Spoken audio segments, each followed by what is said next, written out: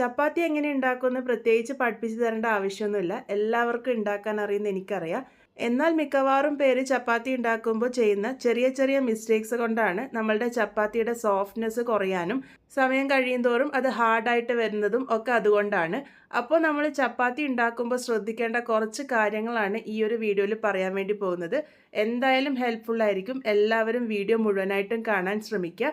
അപ്പോൾ എങ്ങനെയാണ് നല്ല പെർഫെക്റ്റ് ആയിട്ടുള്ള സോഫ്റ്റ് ആയിട്ടുള്ള ചപ്പാത്തി ഉണ്ടാക്കുന്നത് നമുക്ക് നോക്കാം. അപ്പോൾ ആദ്യം തന്നെ ഇതിൻ്റെ കൂട്ടാണ് തയ്യാറാക്കി എടുക്കാൻ വേണ്ടി പോകുന്നത്. അതിന് വേണ്ടിയിട്ട് ഞാനിവിടെ 2 കപ്പ് അളവ് ഗോതമ്പ് പൊടിയാണ് എടുത്തിരിക്കുന്നത്. ഈ ഒരു ഗോതമ്പ് പൊടിയിലേക്ക് നമുക്ക് ആദ്യം തന്നെ ആവശ്യത്തിന് ഉപ്പ് ചേർത്ത് കൊടുക്കാം. ഞാനിവിടെ 1/2 ടീസ്പൂൺ അളവിൽ ഉപ്പാണ് ചേർത്തിരിക്കുന്നത്.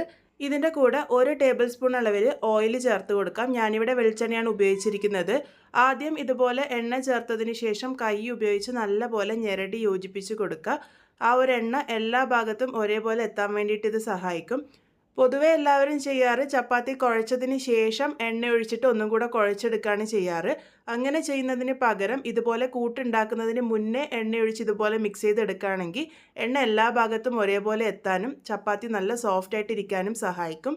ഇനി ഇത് വെള്ളം ഒഴിച്ചിട്ട് കുഴച്ചെടുക്കാനാണ് പോകുന്നത്. സാധാരണ വെള്ളമാണ് ഒഴിച്ചു കൊടുത്തിരിക്കുന്നത്. ചപ്പാത്തിയുടെ കൂട്ട് ഒരല്പം സോഫ്റ്റ് ആയിട്ടാണ് വേണ്ടത്. വെള്ളം കുറച്ചായിട്ട് ചേർത്ത് കൊടുക്കുക. എന്നിട്ട് നന്നായിട്ട് നീഡ് ചെയ്തെടുക്കുകയാണ് വേണ്ടത്. ഞാനിപ്പോൾ ഇവിടെ 1 കപ്പ് അളവ് വെള്ളം എടുത്തിരുന്നു. എന്നാൽ അതിൽ നിന്ന് ഒരു 2 ടേബിൾ സ്പൂൺ അളവ് വെള്ളം കുറച്ചാണ് ഞാനിവിടെ ഉപയോഗിച്ചിരിക്കുന്നത്. അപ്പോൾ വെള്ളം നമ്മൾ എപ്പോഴും കുറച്ചായിട്ട് മാത്രം ഒഴിച്ചു കൊടുക്കുക. ഇതുപോലെ കൂട്ടൊന്ന് നീഡ് ചെയ്തെടുത്തതിന് ശേഷം കൈ എടുക്കാതെ ഒരു 5 മിനിറ്റ് നേരത്തേക്ക് നല്ല പോലെ തന്നെ ഒന്ന് കൂട്ട് നീഡ് ചെയ്തെടുക്കണം. ഇങ്ങനെ നീഡ് ചെയ്തെടുക്കുമ്പോഴും നമ്മളുടെ ചപ്പാത്തിയുടെ കൂട്ട് നല്ല സോഫ്റ്റ് ആയിട്ടിരിക്കാനും അതുപോലെ തന്നെ ചപ്പാത്തി ചുട്ട് വരുമ്പോഴും നല്ല സോഫ്റ്റ് ആയിട്ട് കിട്ടാനും സഹായിക്കും. മിക്കവാറും പേര് ഈ ഒരു നീഡിങ് ചെയ്യാറില്ല. ഒന്ന് കുഴച്ച് വന്നതിന് ശേഷം പിന്നെ റെസ്റ്റ് ചെയ്യാണ് ചെയ്യാറ്. ഇതുപോലെ കൈപ്പത്തി ഉപയോഗിച്ച് ഒന്ന് അമർത്തി നല്ല പോലെ തന്നെ നീഡ് ചെയ്തെടുക്കുകയാണെങ്കിൽ കൂട്ടും അതുപോലെ തന്നെ നമ്മൾ ചപ്പാത്തി ചുട്ട് വരുമ്പോഴും നല്ല സോഫ്റ്റ് ആയിട്ട് കിട്ടാൻ വേണ്ടിയിട്ട് സഹായിക്കും. ഈ ഒരു കൂട്ട് തയ്യാറാക്കാനായിട്ട് ഞാനിവിടെ 1 കപ്പ് അളവ് വെള്ളം എടുത്തിരുന്നു. അതിൽ നിന്നൊരു 2 ടേബിൾ സ്പൂൺ അളവിൽ വെള്ളം കുറച്ചാണ് ചേർത്ത് കൊടുത്തിരിക്കുന്നത്. വെള്ളത്തിൻ്റെ അളവ് അങ്ങോട്ടോ ഇങ്ങോട്ടൊക്കെ ആവാം, ഒരു ഗോതമ്പ് പൊടിയിലെ വ്യത്യാസമൊക്കെ അനുസരിച്ച്. ഇതുപോലെ നല്ല സോഫ്റ്റ് ആയിട്ടുള്ള കൂട്ടാണ് നീഡ് ചെയ്ത് കിട്ടേണ്ടത്. അപ്പോൾ ഇതിപ്പോൾ പാകത്തിന് ഞാനിവിടെ നന്നായിട്ട് തന്നെ നീഡ് ചെയ്ത് എടുത്തിട്ടുണ്ട്. നല്ല സോഫ്റ്റ് ആയിട്ട് തന്നെ കിട്ടിയിട്ടുണ്ട്. ഇനി ഈ ഒരു കൂട്ട് റെസ്റ്റ് ചെയ്യാൻ വേണ്ടി വെക്കുകയാണ് വേണ്ടത്. അരമണിക്കൂർ നേരത്തേക്കാണ് ഞാനിവിടെ റെസ്റ്റ് ചെയ്യുന്നത്. അപ്പോൾ അതിൻ്റെ മുകളിലേക്ക് ഞാനിപ്പോൾ ഇവിടെ കുറച്ച് ഓയിലൊന്ന് സ്പ്രെഡ് ചെയ്ത് കൊടുക്കുന്നുണ്ട്. അതിൻ്റെ മുകൾ ഭാഗം ഡ്രൈ ആയി പോകാതിരിക്കാൻ വേണ്ടിയിട്ടാണ് കുറച്ച് മാത്രമേ ചേർത്തിട്ടുള്ളൂ. ഒരു 1/4 ടീസ്പൂണോളം ഓയിലൊന്ന് ഇതുപോലെ ഒഴിച്ചു കൊടുത്ത് എല്ലാ ഭാഗത്തേക്കും ഒന്ന് സ്പ്രെഡ് ചെയ്ത് കൊടുത്തിട്ടുണ്ട്. ഇനി ഇത് കവർ ചെയ്ത് വെക്കാം. ഒന്നിക്കിൽ ഒരു പാത്രം ഉപയോഗിച്ച് കവർ ചെയ്യാം, അല്ലാന്നുണ്ടെങ്കിൽ നനഞ്ഞ ഒരു കോട്ടൺ തുണി വെച്ചിട്ടും കവർ ചെയ്തെടുക്കാവുന്നതാണ്. ഞാനിപ്പോൾ ഇവിടെ ഒരു പാത്രം വെച്ച് കവർ ചെയ്തിട്ട് 30 മിനിറ്റ് നേരത്തേക്കാണ് റെസ്റ്റ് ചെയ്യാൻ വേണ്ടി വെക്കുന്നത്. 30 മിനിറ്റിൽ കൂടുതലായാലൊന്നും കുഴപ്പമില്ല. നിങ്ങൾക്ക് ഒട്ടും സമയമില്ലെങ്കിൽ ഒരു 20 മിനിറ്റ് നേരമെങ്കിലും എന്തായാലും റെസ്റ്റ് ചെയ്യാൻ വേണ്ടി വെക്കണം. നമ്മൾ ഇതുപോലെ റെസ്റ്റ് ചെയ്ത് വരുമ്പോൾ ചപ്പാത്തിയുടെ കൂട്ട് നല്ല സോഫ്റ്റ് ആയിട്ട് വന്നതായിട്ട് നിങ്ങൾക്ക് കാണുമ്പോൾ തന്നെ മനസ്സിലാകുന്നുണ്ടാവും. ഞാനിവിടെ അരമണിക്കൂർ നേരമാണ് റെസ്റ്റ് ചെയ്തിരുന്നത്. അപ്പോൾ ഇപ്പോൾ കൂട്ട് നല്ല പോലെ തന്നെ സോഫ്റ്റ് ആയിട്ട് വന്നിട്ടുണ്ട്. ഇനി ഇത് ഉരുളകളാക്കിയിട്ട് മാറ്റിയെടുക്കാനാണ് പോകുന്നത്. ഉരുളകളാക്കിയിട്ട് മാറ്റിയെടുക്കുമ്പോഴും ആ ഒരു എല്ലാ ഉരുളകളും ഒരേ വലുപ്പത്തിൽ കിട്ടാൻ വേണ്ടിയിട്ട് ഞാൻ ഇതുപോലെ ഒന്ന് റോൾ ചെയ്തെടുത്തതിന് ശേഷം കട്ട് ചെയ്തെടുക്കുകയാണ് ചെയ്യുന്നത്. ഇതുപോലെ ചെയ്യണമെന്ന് നിർബന്ധമൊന്നുമില്ല. നിങ്ങൾ കൈ ഉപയോഗിച്ച് ഉരുട്ടിയെടുത്താലും മതിയാകും. അപ്പോൾ ഈ ഒരു അളവിന് എനിക്കിപ്പോൾ ഇവിടെ 9 ഉരുളകളാണ് കിട്ടിയിരിക്കുന്നത്. ഞാനൊരല്പം വലിയ ഉരുളകളാണ് തയ്യാറാക്കിയിരിക്കുന്നത്. ഇതുപോലെ ഒന്ന് ടക്ക് ചെയ്ത് കൊടുക്കുക. അപ്പോൾ എന്ന് വെച്ചാൽ നമ്മൾ പരത്തുമ്പോഴായാലും അല്ല ഉരുളകളാക്കി എടുക്കുമ്പോഴായാലും ഒട്ടും ക്രാക്കുകൾ ഇല്ലാതെ കിട്ടിക്കോളും. നമ്മളുടെ കൂട്ട് നല്ല സോഫ്റ്റ് ആയതുകൊണ്ട് തന്നെ ഇത് ഒട്ടും തന്നെ ക്രാക്കൊന്നും ഉണ്ടാവില്ല. അപ്പോൾ ഈ ഒരു രീതിക്ക് ഞാനിവിടെ ഒന്ന് ഉരുട്ടിയെടുത്തിട്ടുണ്ട്.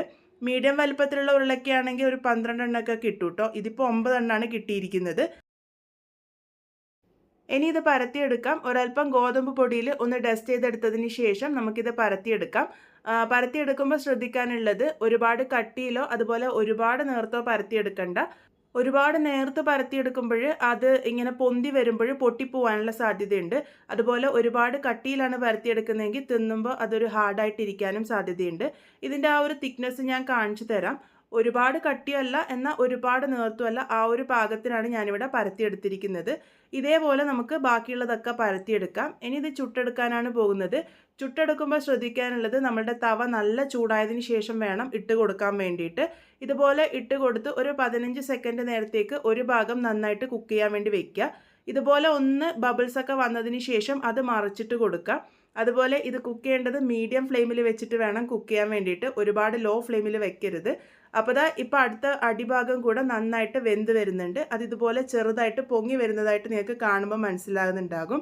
ഏകദേശം ഒരു 15-30 സെക്കൻഡൊക്കെ ആകുമ്പോൾ നമുക്ക് ഒന്നും കൂടെ മറിച്ചിട്ട് കൊടുക്കാം. ഇതുപോലെ ചെറുതായിട്ടൊന്ന് പ്രസ് ചെയ്ത് കൊടുക്കുക. അപ്പം എന്ന് വെച്ചാൽ അത് നന്നായിട്ട് പൊങ്ങി വരും.